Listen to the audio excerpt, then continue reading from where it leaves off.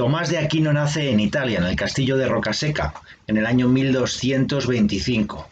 Él es hijo de condes, los condes de Aquino, y por eso recibe la primera educación religiosa y científica en la abadía de Montecassino, para después pasar a la Universidad de Nápoles. El chico despunta y a los 19 años ingresa además en la orden de los predicadores, monjes mendicantes dominicos. Esta opción juvenil de Santo Tomás de Aquino fue la que le enfrentará con su aristocrática familia, que de novicio, cuando él se preparaba para ingresar a la iglesia, le secuestra y lo pone en un calabozo durante 6 meses. Finalmente él consigue escapar con ayuda de los monjes mendicantes del castillo de Rocaseca, pero no va a ser la única vez en la que Tomás va a tener que enfrentarse con quien se pone en su camino, digamos, porque después se tiene que enfrentar a los maestros de París que, por el hecho mismo de haber sido un monje mendicante,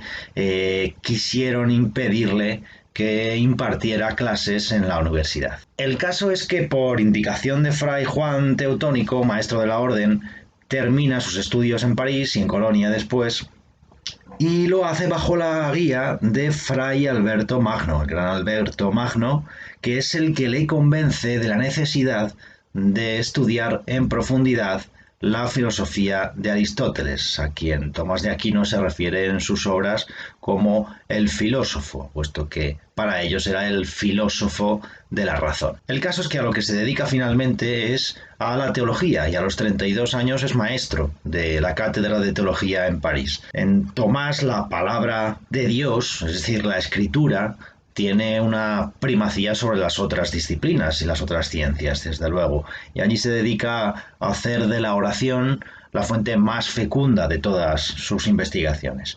Después de París va a impartir clase en Roma, en Nápoles, y va a dejar un rastro de obras, de numerosas e interesantes obras, y de entre todas esas obras destaca la Suma Teológica, que por otro lado es una obra inacabada por causa de las revelaciones místicas que obligan a Tomás de Aquino a tomar la decisión de dejar de escribir. Tomás de Aquino murió en la abadía de Fossanova el día 7 de marzo de 1274, cuando iba de camino al concilio de León, y fue canonizado el 18 de julio de 1323 por el Papa Juan XXII.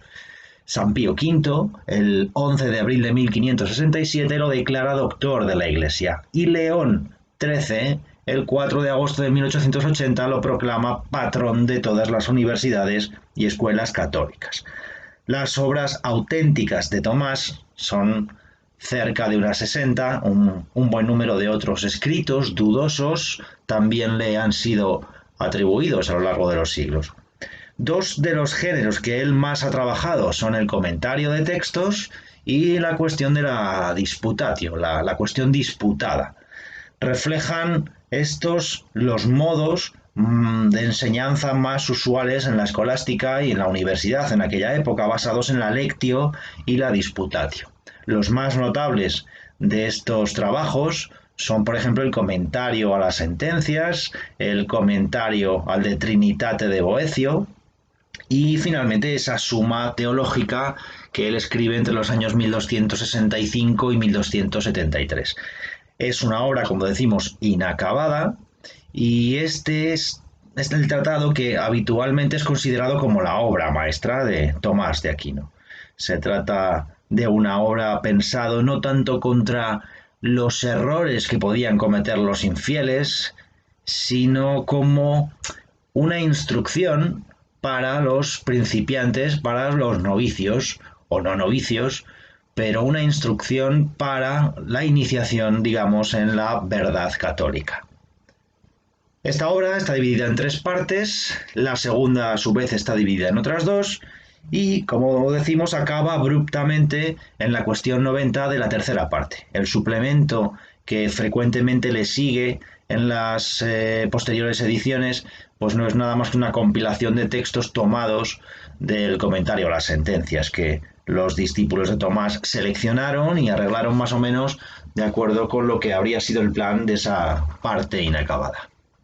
En cuanto a sus influencias, tenemos que decir que las fuentes de Tomás son ciertamente variadas, pero en primer lugar no lo podemos obviar desde luego. Su principal influencia son las Sagradas Escrituras, el Antiguo y el Nuevo Testamento. A causa de esta inspiración divina, este tipo de influencias, estas obras, por supuesto, tenemos que tomarlas como una clase aparte de la que nos interesan en filosofía, puesto que las Sagradas Escrituras pues, no son libros filosóficos. Pero no podemos obviar que, evidentemente, ahora veremos por qué motivos, son muy claros, no podemos dejar de lado nunca que Tomás siempre tiene presente las Sagradas Escrituras.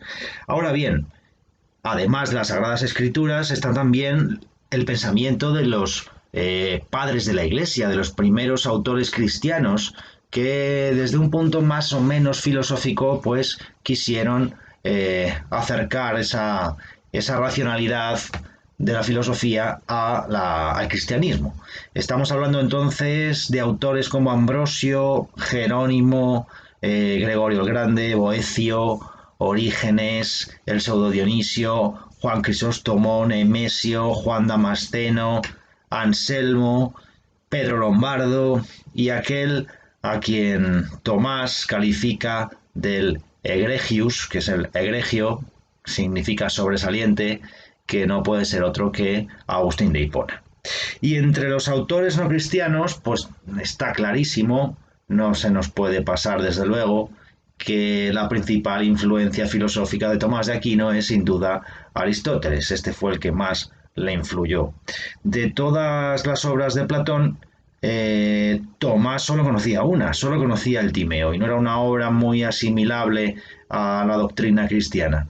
Entonces, su concepción del pensamiento platónico realmente no bebe directamente de la lectura de las obras de Platón, que no conocía, sino que se basa en parte en lo que Aristóteles había dicho de Platón, sobre todo para criticarle, y en parte también debido a la inspiración neoplatónica, es decir, aquellos autores que retomaron la filosofía de Platón, hicieron una nueva interpretación.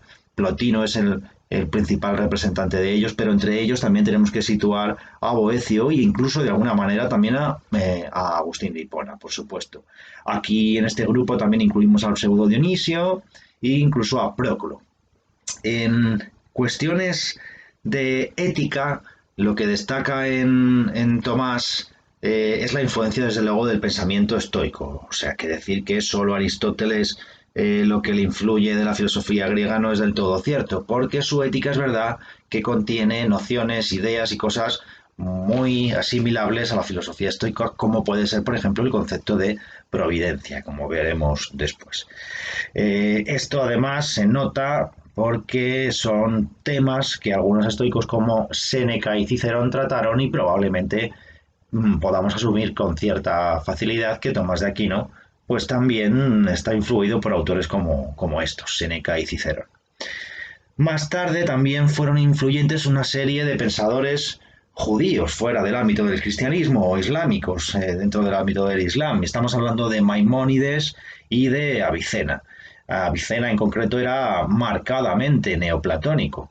Otros pensadores que hay que destacar también son Algázel y el propio Averroes, a quien apodaban el comentarista, porque era recordado por sus admirables comentarios sobre los textos de Aristóteles.